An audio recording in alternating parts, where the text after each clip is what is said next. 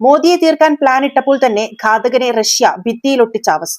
Terence Jackson ബംഗ്ലാദേശിൽ പ്രവർത്തിക്കുന്ന രഹസ്യ US ശൃംഖലയുടെ ഭാഗമായിരുന്നുവെന്നും ഇന്ത്യക്കോ റഷ്യക്കോ അല്ലെങ്കിൽ രണ്ട് രാജ്യങ്ങൾക്കോ വെല്ലുവിളി ഉയർത്തുന്ന ഒരു പദ്ധതിയായിരുന്നു എന്നും അതിൽ നരേന്ദ്രമോദി അവരുടെ ഒരു പ്രധാന ഉന്നമായിരുന്നുവെന്നും നിരീക്ഷകർ പറയുന്നു.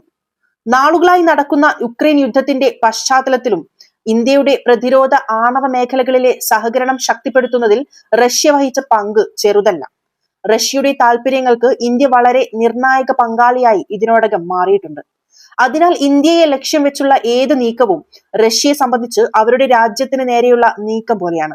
എന്ത് വില കൊടുത്തും ഇന്ത്യക്കോ മോദിക്കോ എതിരായ ഏത് നീക്കവും ചെറുക്കാൻ പുടിന്റെ റഷ്യ മുന്നിലുണ്ടാകും എന്നതിന്റെ ഏറ്റവും പുതിയ തെളിവാണ് ഈ സംഭവം. പോസ്റ്റ്മോർട്ടം കൂടാതെ ഔപചാരികമായ ഒരു അന്വേഷണമില്ലാതെ ജാക്സന്റെ മൃതദേഹം US എംബസിക്ക് കൈമാറിയ നടപടി സംശയങ്ങളുടെ ആക്കം കൂട്ടി. എന്തുകൊണ്ടാണ് ഈ മരണം അവർ മറച്ചുവെക്കാൻ ശ്രമിച്ചതെന്ന ചോദ്യം ഇന്ത്യൻ ഇന്റലിജൻസ് ഏജൻസികൾ പോലും സജീവമായി ഉന്നയിക്കുന്നുണ്ട് എന്നാണ് റിപ്പോർട്ടുകൾ. ജാക്സന്റെ മരണത്തിന് ദിവസങ്ങൾക്കകം ധാക്ക അന്താരാഷ്ട്ര വിമാനത്താവളത്തിൽ വൻ തീപിടുത്തവും നടന്നു. ഈ തീപിടുത്തത്തിൽ റഷ്യയുടെ റൂപൂർ ആണവ നിലയത്തിന് വേണ്ടി ഉദ്ദേശിച്ചിരുന്ന ഉപകരണങ്ങൾ നശിച്ചു. റഷ്യയുടെ ദക്ഷിണേഷ്യയിലെ ഏറ്റവും വലിയ ഊർജ പദ്ധതി കൂടിയാണിത്. ഈ തീപിടുത്തവും ജാക്സന്റെ ബംഗ്ലാദേശ് സന്ദർശനവുമായി ബന്ധിപ്പിച്ച് വായിച്ചാൽ കാര്യങ്ങൾ വളരെ ഗൗരവമുള്ളതാണെന്ന് ഊഹിക്കാം. ആണവ നിലയങ്ങളുടെ സുരക്ഷാ കാര്യങ്ങളിൽ റഷ്യ ഇന്ത്യയുമായി അടുത്ത സഹകരണത്തിലാണ് ഇപ്പോൾ. അതിനാൽ ഈ തീപിടുത്തം റഷ്യ ഇന്ത്യ തന്ത്രപരമായ സഹകരണത്തിന്മേലുള്ള ഒരു കടന്നുകയറ്റമായും നേരിട്ടുള്ള ആക്രമണമായും നോക്കിക്കാണുന്നവരുണ്ട്. ദക്ഷിണേഷ്യയിൽ ബംഗ്ലാദേശ് അടക്കമുള്ള രാജ്യങ്ങളിലുള്ള അമേരിക്കൻ സൈനിക സാന്നിധ്യം, US ഉദ്യോഗസ്ഥരുടെ നിരന്തര സന്ദർശനങ്ങളും റോഹിംഗ്യൻ വിഷയത്തിന്റെ മറവിലെ നീക്കങ്ങളും എല്ലാം സൂചിപ്പിക്കുന്നത് ബംഗാൾ ഉൾക്കടലിൽ ഉടനീളം യുണൈറ്റഡ് സ്റ്റേറ്റ്സ് തങ്ങളുടെ സ്വാധീനം വിപുലീകരിക്കുകയാണെന്നാണ്.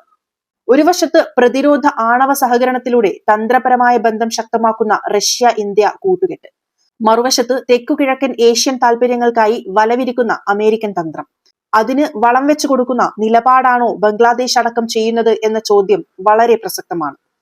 ടെറൻസ് ജാക്സന്റെ മരണം കേവലം ഒരു മരണം മാത്രമല്ല, മറിച്ച് ദക്ഷിണേഷ്യയിലെ വർദ്ധിച്ചു വരുന്ന ജിയോ പൊളിറ്റിക്കൽ പിരിമുറുക്കങ്ങളുടെ ഒരു പരോക്ഷ സൂചനയാണെന്ന് അന്വേഷണ ഏജൻസികൾ വിശ്വസിക്കുന്നു.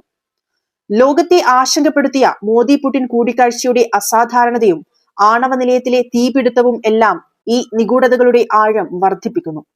തിരിച്ചെത്തിയ ശേഷം നരേന്ദ്രമോദി തന്റെ ഒരു പ്രസംഗത്തിന്റെ അഭിസംബോധന വേളയിൽ തന്നെ തന്റെ സംഭാഷണം തുടങ്ങുന്ന നേരത്ത് കൈയടിച്ചവരോട് ഈ കയ്യടി നിങ്ങൾ നൽകിയത് ഞാൻ ഇവിടെ ജീവനോടെ തിരിച്ചെത്തിയതിൽ ആണോ എന്ന് ചെറുചിരിയോടെ എന്നാൽ ഗൗരവം വിടാതെ ചോദിക്കുന്ന രംഗം ഇതിനോടകം ട്രെൻഡിംഗ് ആയിരിക്കുകയാണ്.